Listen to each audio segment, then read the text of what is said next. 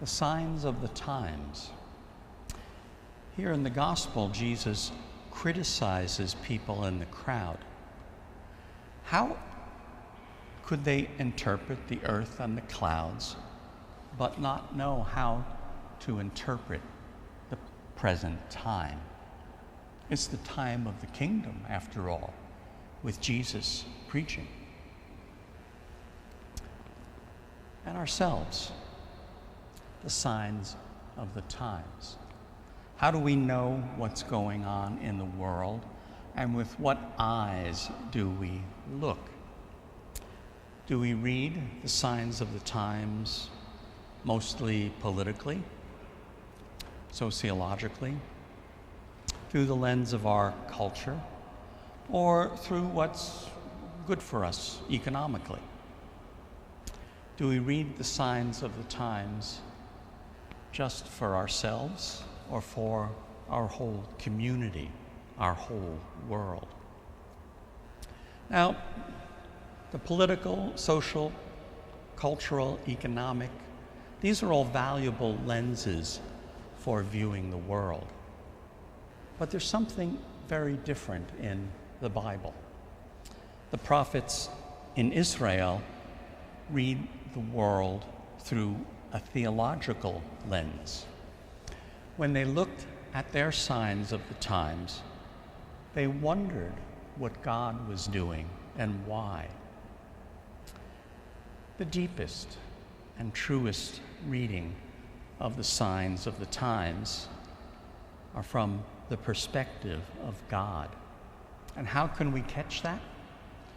Well, paying attention to the Word, being quiet with God in prayer, and listening. And it's very important that we do this not just individually, alone, because we've sometimes been wrong about our opinions, haven't we? We do this in community, where we can seek the Lord's will together and be challenged if we need to be challenged. Just the other day, I was having a conversation with a man whose life was kind of in an uproar, and he finds himself drawn to prayer. That's a beautiful thing. And whether we approach God with wonder or in a time of need, so important. Start from wherever you are seeking God.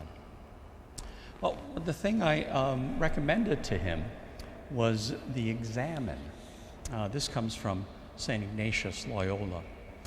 And the Examen is a review of the day, but it's different than an examination of conscience that draws your attention to any sins you've committed.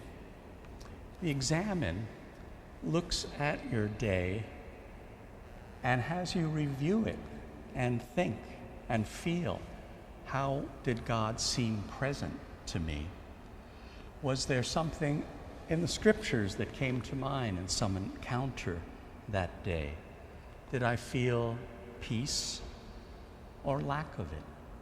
And then put that all before God, asking for the graces you need the next day to face the new things in front of you and see your signs of the times, your world, with the eyes of God.